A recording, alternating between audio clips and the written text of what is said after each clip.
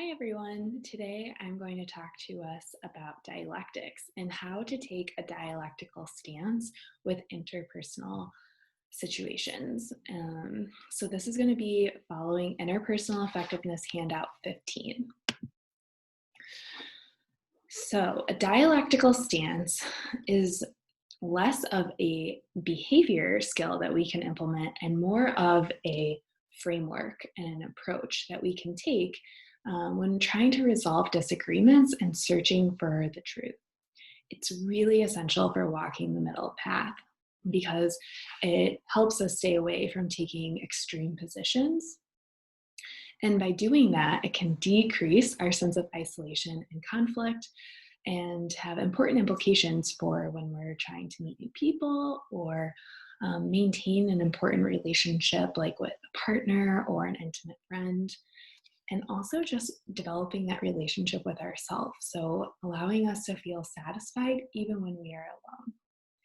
And so what I like to do when I start teaching dialectics is to think about these optical illusions because they're a nice way to give us an image of some abstract constructs. So when we see optical illusions like the one that I've presented here, they remind us that two things can actually be true at the same time. So this image, I'm going to let you have more time to look at it at the end of the teaching, but if you do take time, there's two ways of looking at this image. The first is of a young woman. She's turning to the side. We're kind of seeing the back of her neck like this. And the other image here is an older woman, and she's kind of looking down like this. And so we can see in this image a lot of the principles that taking a dialectical stance reminds us of. So what are those principles? The first one is that the universe is filled with opposing sides and forces. So there are always multiple things at play in any given situation and even in our reality. And just like the image that I just showed you, it is full of opposing sides and forces.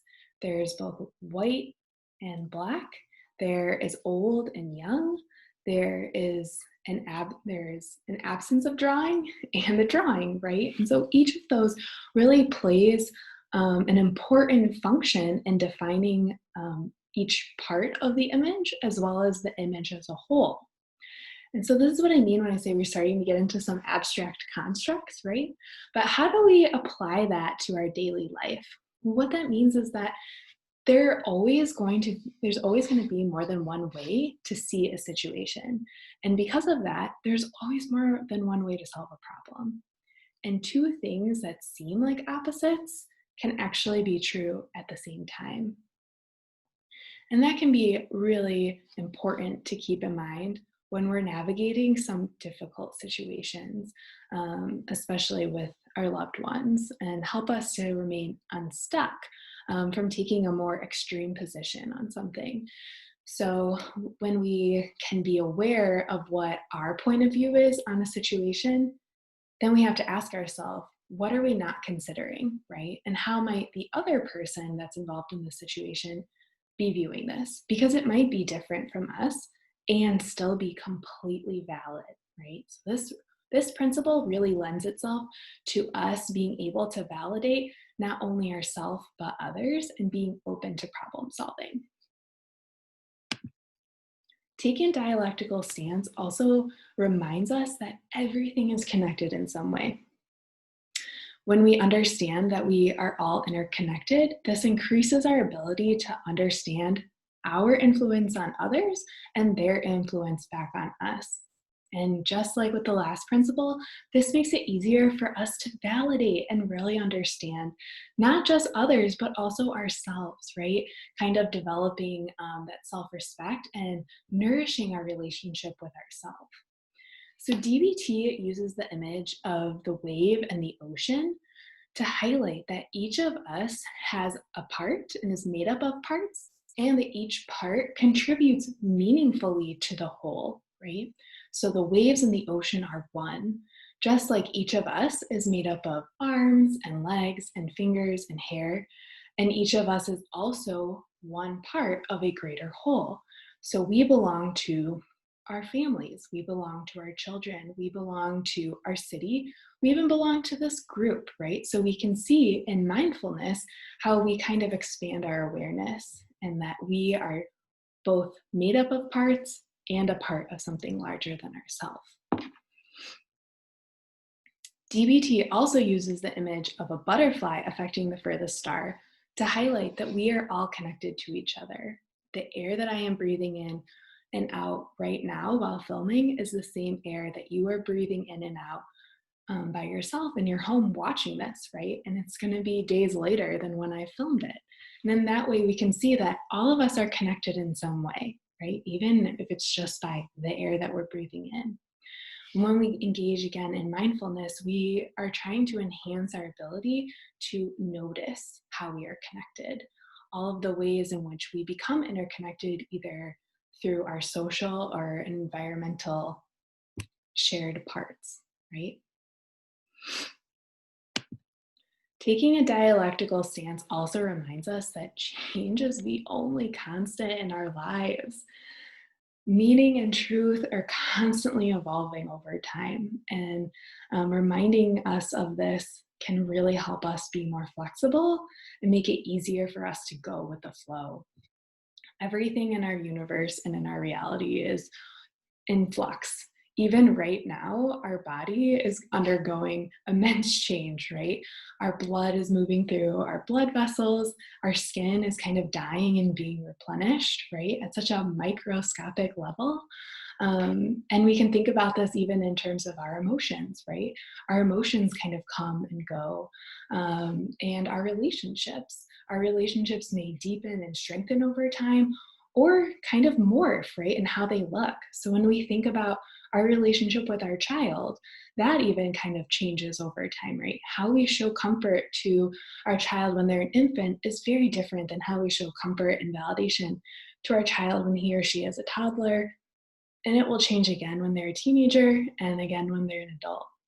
How you interact with someone when you first start dating is very different than how you interact with them after you've had a child together.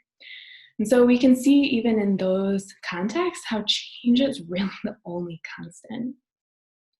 Some of these changes are going to be very fast, like light moving through the air, or again, like I said, blood moving through our vessels. And some of them are going to be slower, right? Like wearing down of a river rock by water or mountains kind of coming up through the earth. We know at the same time that we are creatures of habit, right? So those are the two opposing forces that kind of come in with this. Change is the only constant, and we tend to fight it a lot. For instance, we drive the same way home from our favorite places, right? Maybe I drive the same way home from UNC, or I drive the same way home from my best friend's house. I listen to the same playlist when I am going for a walk, right? We react in the same way to very similar situations. And so we notice that we're kind of trying to fight that change a lot in our lives. And that can be really important for us to be mindful of. Intentionally challenging ourselves to do things differently can actually increase our flexibility. So maybe it's something small like trying a new food or listening to new music, or intentionally trying to take a new route or path when we go for a walk or drive. That can actually increase our flexibility. And it can also be really important, like I said, when we think about our intense emotions. It can be really easy when we're upset to think it's going to be like this forever. I'm always going to feel this distress. My relationship is always going to be this hard. My partner will never love me the way that I want, right? And the reality is that even our emotions and our environments, they're always changing and they're always connected. So when we see these principles in combination with each other, they remind us that even our emotions in difficult situations too will pass. Taking a dialectical stance also reminds us that change is transactional. So what we do influences our environment and the people in it, and our environment and other people also influence us. And because it's all connected, what we do matters, right? Our actions have consequences, not just for ourselves, but for our social and physical environment. And our presence and absence are enough to change those dynamics, even if we did nothing when we're present. So you can take the example of our group. How are you impacted when people come to group and are talkative? How are you impacted when few people come to group? Maybe you talk more than you normally would. Maybe you talk less than you normally would. And so you can see that even your presence and absence in a situation can really change the dynamic of it. We can also think about this when thinking about our relationship with our child. How are you impacted when your child is calm? When he or she is happy? When he or she is sick? When he or she did not sleep? When he or she is angry? And then we can also think about the reverse, right? How do you impact your child? How does he or she respond when you're calm, when you're happy, sick, overwhelmed, and underslept, angry? These are dynamic processes that are always in place and constantly going on around us. Again, that change is the only constant because we're constantly being influenced by all of these things, and we are playing into that process. And so at the end of the day, what happens when we take a dialectical stance is that we are more aware of change that is going on around us, our effect on others, and their impact on us. And by being aware of those things, we can look for how our own and others' behaviors are caused by many interactions over time, and remind ourselves that all our behaviors and reactions have a cause. And that can really help us be more validating and maintain and nourish relationships, not only with others, but also with ourselves. So if you have a minute, go back to that dialectical image that I had at the beginning and see if you can practice seeing both things that are true at the same time.